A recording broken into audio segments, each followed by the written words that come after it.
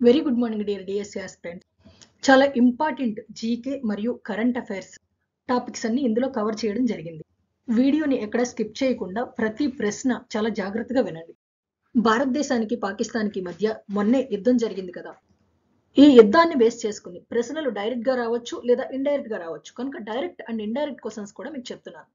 భారత్ పాకిస్తాన్ యుద్ధం నేపథ్యంలో భారత ప్రభుత్వం ఏం చేసిందంటే పాకిస్తాన్ జాతీయులకి భారత వీసాలు ఇస్తారు కదా, ఆ భారత వీసాలని నిలిపేసింది. ఈ కార్యక్రమం పేరేంటి? సార్క్ వీసా మినహాయింపు పథకం. సార్క్ వీసా మినహాయింపు పథకం. ఈ క్వశ్చన్ పెద్ద ఇంపార్టెంట్ అవ్వచ్చు కాకపోవచ్చు, కానీ నెక్స్ట్ క్వశ్చన్ మాత్రం ఖచ్చితంగా చాలా ఇంపార్టెంట్, చాలా బేసిక్ క్వశ్చన్ కూడా. పాకిస్తాన్ ఇండియా మధ్య ఉన్న బార్డర్ పేరేంటి? బార్డర్ పేరేంటంటే అటారీ వాఘా బార్డర్. ఒకవేళ ప్రశ్న ఇంకా డెప్త్ గా అడగాలనుకుంటే అటారీ ఏ దేశంలో ఉన్న విలేజ్, వాఘా ఏ దేశంలో విలేజ్ అని అడగచ్చు. అటారీ మన ఇండియా పంజాబ్ లో ఉన్న విలేజ్, వాఘా ఏమో పాకిస్తాన్ వైపుకి అంటే వెస్ట్ వైపు ఉన్న పాకిస్తాన్ లో విలేజ్. అంటే రెండు పక్క పక్కనే ఉంటాయి, బార్డర్ విలేజెస్ ఇవి. అందుకే ఈ రెండు విలేజెస్ పేరు మీదుగా అటారీ వాఘా బార్డర్ అంటారు. ఈ బోర్డర్స్ ప్రస్తావన వచ్చినప్పుడు చాలా మంది అభ్యర్థులు కన్ఫ్యూజ్ అయ్యే విషయం ఏంటంటే ఎల్ఓసి మరియు ఎల్ఏసి. ఎల్ఓసి అంటే లైన్ ఆఫ్ కంట్రోల్, పాకిస్తాన్ కి మనకి మధ్య ఉన్నది. మొన్నే యుద్ధం జరిగిన వలన వీటి మీద కాన్సన్ట్రేట్ చేయొచ్చు.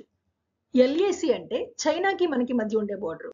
గుర్తుపెట్టుకోండి, మధ్యలో ఓ వస్తే పాకిస్తాన్ కి మనకి, మధ్యలో ఏ వస్తే చైనాకి మనకి ఉండే బోర్డర్. ఎల్ఓసి అంటే ఇండియా పాకిస్తాన్ మధ్య బోర్డరు, ఎల్ఏసి అంటే ఇండియా చైనా మధ్య బోర్డరు.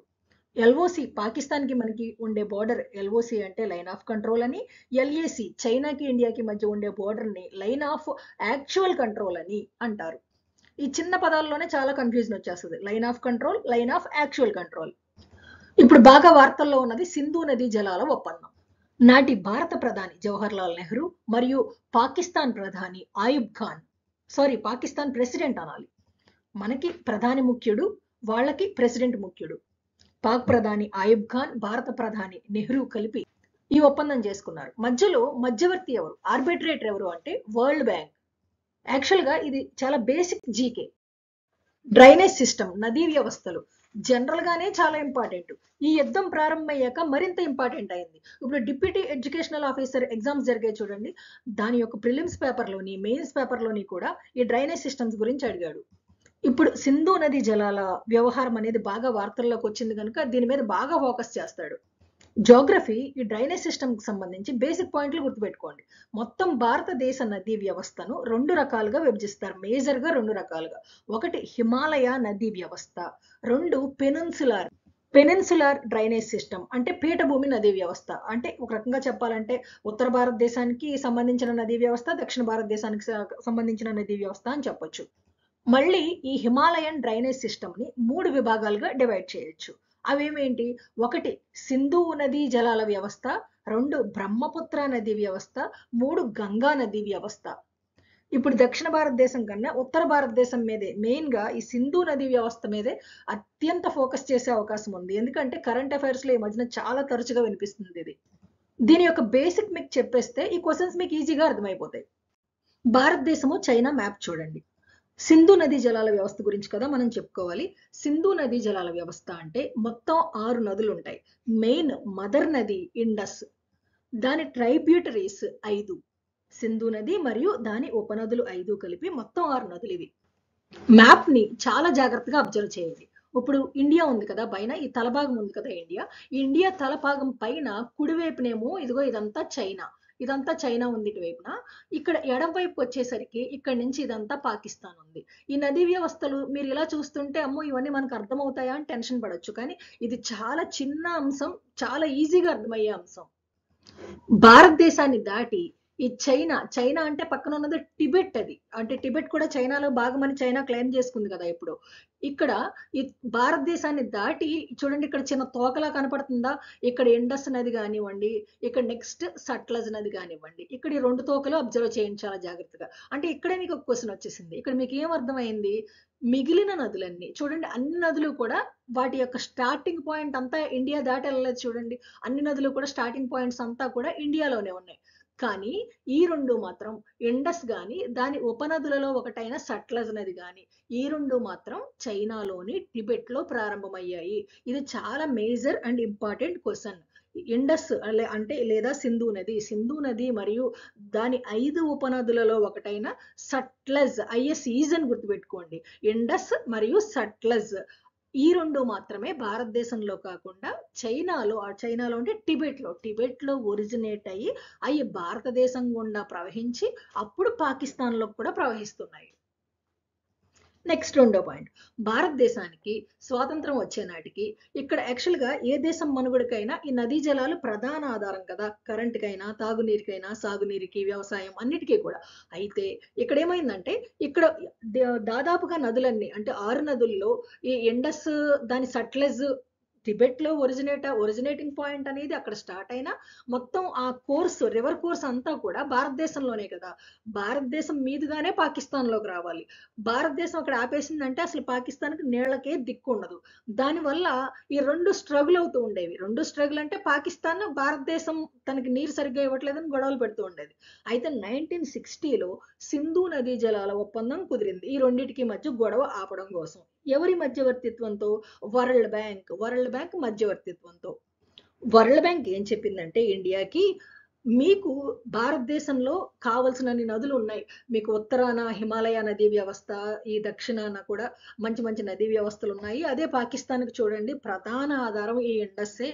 మరి ఆ దేశం కూడా బ్రతకాలి కదా, ఆ ప్రజలు కూడా బ్రతకాలి కదా. అందు గురించి అది ఎట్లాగా పంచారంటే మొత్తం ఇండస్ మరియు దాని ట్రైబ్యూటరీస్ లో 80% మొత్తం పాకిస్తాన్కి అప్పగించేశారు ఆ జలాలు. కేవలం 20% మాత్రమే భారతదేశానికి ఉండాలి. ఈ ఇండస్ నదీ వ్యవస్థ, సింధు నదీ వ్యవస్థ పుణ్యమా అని పాకిస్తాన్ మీద భారతదేశానికి గ్రిప్ కూడా బాగానే దొరికింది. వరల్డ్ బ్యాంక్ అసలు 80% పాకిస్తాన్కి ఎందుకు కేటాయించిందంటే ఇక్కడ మీకు బొమ్మ చూస్తేనే అర్థమైపోతుంది. మొత్తం ఈ రివర్ కోర్సెస్ అన్నీ కూడా పుట్టడం 2 చైనాలో పుట్టి మిగిలిన భారతదేశంలో పుట్టిన మొత్తం వాటి కోర్స్ అంతా పాకిస్తాన్లోనే ప్రవహించేదంతా ఎక్కువ పాకిస్తాన్లోనే ప్రవహిస్తుంది కదా. కానీ పైనుంచి మన దగ్గర నుంచి పాకిస్తాన్కి వెళ్తుంది. మనం ఎప్పుడు కావాలంటే వాటిని అప్పుడు ఆపేసేయచ్చు పైన డ్యాములు కట్టేసి. కానీ భారతదేశం శాంతి కాముక దేశం గనక ఈ వరల్డ్ బ్యాంక్ చెప్పిన దానికి ఒప్పుకుని 80% వాటికి వదిలేయడానికి నీటిని అంగీకరించింది. అంటే అలాగని చెప్పి ఈ నదీ జలాల్ని ఈ నదుల్లో మర్చిపోయారు. ఈ నదుల్లో 3 భారతదేశానికి, 3 పాకిస్తాన్కి కేటాయించడం జరిగింది. అదొకటి ఇంపార్టెంట్ ప్రశ్న.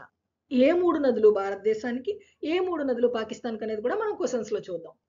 పాకిస్తాన్కి 80% జలాలు కేటాయించబడినా కూడా భారతదేశం తాగునీటి అవసరాలు వంటి వాటి కోసం చిన్న చిన్న డ్యామ్లు, చిన్న చిన్న ప్రాజెక్టులు కట్టుకోవడానికి వరల్డ్ బ్యాంక్ ఒప్పుకుంది. ఎందుకంటే మరి భారతదేశ రాష్ట్రాల గుండా ఆ నదులు ప్రవహించేటప్పుడు మరి ఆ రాష్ట్రాల కనీస అవసరాలు తీర్చాలి కదా. కాకపోతే భారీ స్థాయిలో డ్యామ్లు అవి కట్టేసి పాకిస్తాన్కి నీరు ఆపేయకుండా చూడమని మాత్రం ఆ ఒప్పందంలో చాలా స్పష్టంగా పేర్కొంది, భారతదేశం ఒప్పుకుంది.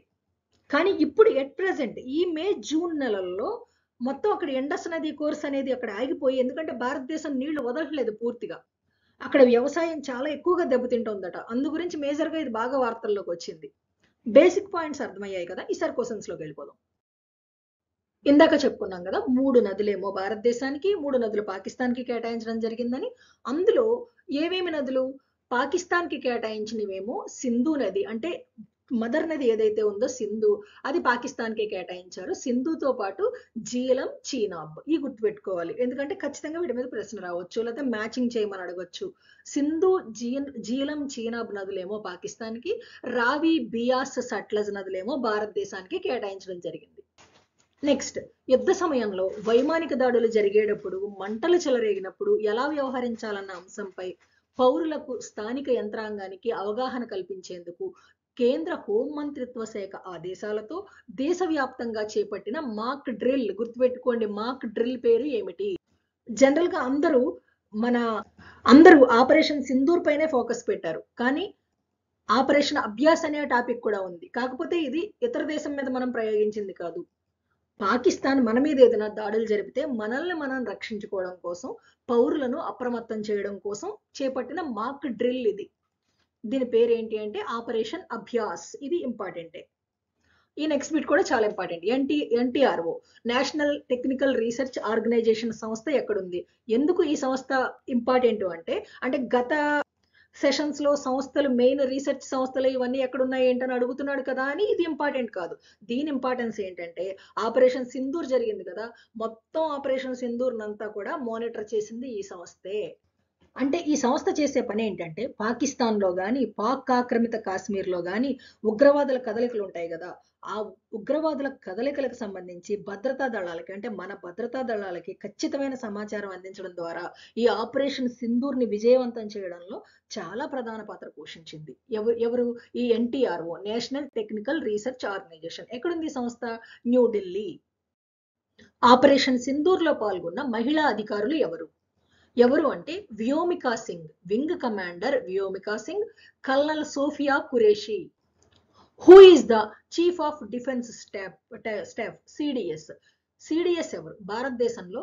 అంటే జీకే పరంగా అడిగితే మొట్టమొదటి సిడిఎస్ ఎవరని అడగొచ్చు. ఎందుకంటే 2020లోనే సిడిఎస్ అనే ఒక పదవి సృష్టించడం జరిగింది. 2020 వరకు త్రివిధ దళాలు అంటే వైమానిక, నౌక, నెక్స్ట్ మిలిటరీ, ఈ 3 దళాలు సెపరేట్ గా ఉండేవి. ఈ 3 దళాలకి రాష్ట్రపతి అధిపతి అని మీకు తెలుసు కదా. అలా కాకుండా ఈ 3 దళాలని సమన్వయం చేస్తూ, అంటే రాష్ట్రపతి నామకహ అధికారి కానీ సమన్వయం చేస్తూ ఎప్పటికప్పుడు వాటి వ్యవహారాలు చూడడానికి సిడిఎస్ అనే ఒక పోస్టు సృష్టించారు. 2020లో బిపిన్ రావత్ మొట్టమొదటి సిడిఎస్ గా ఎంపికయ్యారు. కానీ తర్వాత మరుసటి సంవత్సరమే ఆయన హెలికాప్టర్ ప్రమాదంలో చనిపోయారు. తరువాత సెకండ్ సిడిఎస్ గా అనిల్ చౌహాన్ ని నియమించారు. ప్రజెంట్ సిడిఎస్ గా కొనసాగుతున్నది అనిల్ చౌహాన్. అంటే జీకే పరంగా అడిగితే బిపిన్ రావత్ గురించి అడగచ్చు ఫస్ట్ సిడిఎస్, ఎందుకంటే మొన్న మార్చిలోనే ఈయన బర్త్డే యానివర్సరీ జరిగింది. కరెంట్ అఫైర్స్ పరంగా అడిగితే అనిల్ చౌహాన్ అడగచ్చు సెకండ్ సిడిఎస్. నెక్స్ట్ 2025లో భారత పాకిస్తాన్ల మధ్య యుద్ధం ఏ తేదీన ప్రారంభమైంది? మే 7. అంటే కొన్ని చోట్ల మే 6, 7 తేదీలు రెండు కన్ఫ్యూజన్ గా చెప్తుంటారు. మీరు కొంచెం ఆప్షన్స్ చూసుకుని జాగ్రత్తగా పెట్టుకోండి. మే 7న యుద్ధం ప్రారంభమైంది, మే 10నే కాల్పుల విరమణ ఒప్పందం అనేది జరిగింది. ఇలాంటి డేట్లు కూడా అడుగుతుంటాడు, చాలా ఇంపార్టెంట్ ఏవి కూడా. మే 7, 10 గుర్తుపెట్టుకోండి. ఈసారి ప్రశ్నకు మీరు ఈజీగా ఆన్సర్ చెప్తారు. సింధు మరియు దాని ఉపనదులలో భారతదేశంలో ప్రారంభం కాని నదులు ఏవి అంటే భారతదేశంలో ఒరిజినేట్ అవ్వని నదులు ఏవి? ఏవి అంటే ఇందాకనే చెప్పుకున్నాం కదా, ఇండస్ మరియు సట్లజ్ నదులు. ఇవి ఎక్కడ పుట్టినవి? చైనా, చైనాలోని టిబెట్ లో పుట్టాయి. మిగిలిన 4 ట్రైబ్యూటరీస్ మన భారతదేశంలోనే జన్మించాయి.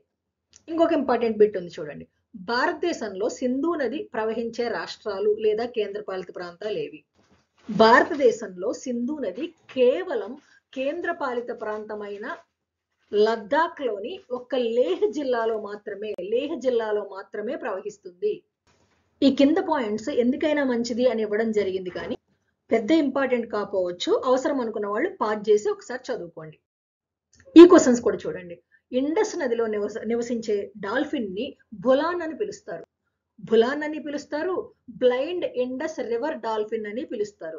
అంటే బ్లైండ్ అంటే అదేదో క్యాజువల్ నేమ్ కాదు, నిజంగానే ఇవి గుడ్డివి, వాటి కళ్ళు కనపడవు, అవి సౌండ్ వేవ్స్ ద్వారా ప్రయాణిస్తాయి. ఈ బులాన్ డాల్ఫిన్ కేవలం ఇండస్ నదీ వ్యవస్థలో మాత్రమే కనిపిస్తుంది. ఇండస్ రివర్ లో మాత్రమే, వాటి ట్రైబ్యూటరీస్ లో కూడా కాదు. గంగా నదిలో కూడా డాల్ఫిన్ ఉంటుంది. గంగా రివర్ డాల్ఫిన్ కూడా మీకు ఐడియా ఉంది కదా, దానిని ఏమంటారంటే సూసు అంటారు. ఆశ్చర్యం ఏంటంటే ఇది కూడా గుడ్డిదే, దీనికి కళ్ళు కనపడవు. ఈ బులాన్ డాల్ఫిన్ అనేది కేవలం ఇండస్ రివర్ లో మాత్రమే ఉంటుంది కదా, కానీ గంగా నది డాల్ఫిన్ అంటే మెయిన్ గా గంగా నదిలోనే ఉన్నా ఇది బ్రహ్మపుత్ర రివర్ లోనే ఉంటుంది, మరియు బ్రహ్మపుత్ర ట్రైబ్యూటరీస్ లో అంటే బంగ్లాదేశ్ లోని, నేపాల్ లోని కూడా ఉంటుంది. ఇదొకటి చాలా మేజర్ బేసిక్ బిట్, చాలా ఇంపార్టెంట్ బిట్. భారతదేశంలో ఏ నదిని రెడ్ రివర్ ఇన్ ఇండియా అంటారు? అంటే ఎరుపు రంగు నది అంటారు. దేనినంటే బ్రహ్మపుత్ర నదిని. కానీ ఇక్కడ విచిత్రం ఏంటంటే నిరంతరం అది ఎర్రగా ఉండదు. బ్రహ్మపుత్ర నది సంవత్సరంలో 3 రోజులు మాత్రమే ఎర్రగా ఉంటుంది, అది కూడా జూన్ నెలలో. దీనికి సంబంధించి ఇంకో క్వశ్చన్ కూడా ఇక్కడ కవర్ అవుతుంది. ఏంటంటే అస్సాంలో అంబుబాచి మేళా సెలబ్రేషన్ అనేది జరుగుతుంది. ఎవరికి అంటే శక్తి అమ్మవారికి, శక్తి దేవతకి. ఆ శక్తి దేవతకి ప్రతి సంవత్సరం 3 రోజుల పాటు పీరియడ్స్, అంటే మెన్స్ట్రల్ సైకిల్ ఉంటుంది కదా, ఆవిడికి పీరియడ్స్ వల్ల ఈ బ్రహ్మపుత్ర అనేది రెడ్ గా అయిపోతుంది అని అక్కడ ప్రజల ఆచారం, నమ్మకం. కానీ వాస్తవానికి అక్కడ మట్టిలో ఐరన్ కంటెంట్ ఎక్కువగా ఉండడం, ఇంకా కొన్ని మినరల్స్, ఈ కారణాల వల్ల బ్రహ్మపుత్ర అనేది రెడ్ గా ఉంటుంది. ఇంకా ఇవి కూడా బేసిక్ జీకే బిట్స్. ఏంటంటే బ్రహ్మపుత్ర నదిని బంగ్లాదేశ్‌లో ఏమంటారు? జమునా నది అంటారు. అదే విధంగా టిబెట్‌లో సాంగ్ సాంగ్‌పో అంటారు. అంటే ఇక్కడ టీ సైలెంట్. అందు గురించి సాంగ్‌పో అంటారు. అరుణాచల్ ప్రదేశ్‌లో దిహాంగ్ అంటారు. గెట్ ద జాబ్ అకాడమీ ఛానల్‌లోకి వెళ్లి ఈ వీడియోస్ అన్ని కవర్ చేసుకున్నారో లేదో చూడండి. ఎందుకంటే చాలా ఇంపార్టెంట్ పాయింట్స్ ఉన్నాయి అన్నిట్లో. తప్పనిసరిగా ప్రతి ఒక్కరూ సబ్స్క్రైబ్ చేసుకుని, ముందే చెప్పాను కదా, కేవలం డిఎస్సి కోసం మాత్రమే కాదు, మీ ఇతర అన్ని ఉద్యోగాలకి కూడా మీకు ఈ ఛానల్ పనికొస్తుంది. వీడియో నచ్చితే ఒక లైక్ చేసి, మీకు అవకాశం ఉంటే వీడియో యూజ్ఫుల్గా అనిపిస్తే మాత్రం ఒక చిన్న కామెంట్ పెట్టండి. అంటే లాంగ్ లెంత్ వీడియో చేస్తే మీకు టైంకి ఇవ్వలేమేమో అని షార్ట్ వీడియోలు చేయడం జరుగుతోంది. మీకు రేపు మార్నింగ్ కల్లా, రేపు 10 లోగా ఇంకొక వీడియో అందించడం జరుగుతుంది. అంటే మీకు ఎగ్జామ్స్ అయ్యేలాగా సాధ్యమైన వీడియోలు చాలా ఫాస్ట్‌గా అందించడం జరుగుతుంది. ఎప్పటికప్పుడు ఛానల్ కొత్త వీడియోలు వచ్చినాయేమో, అప్లోడ్ అయినాయేమో చెక్ చేసుకుంటూ ఉండండి. All the best aspirants.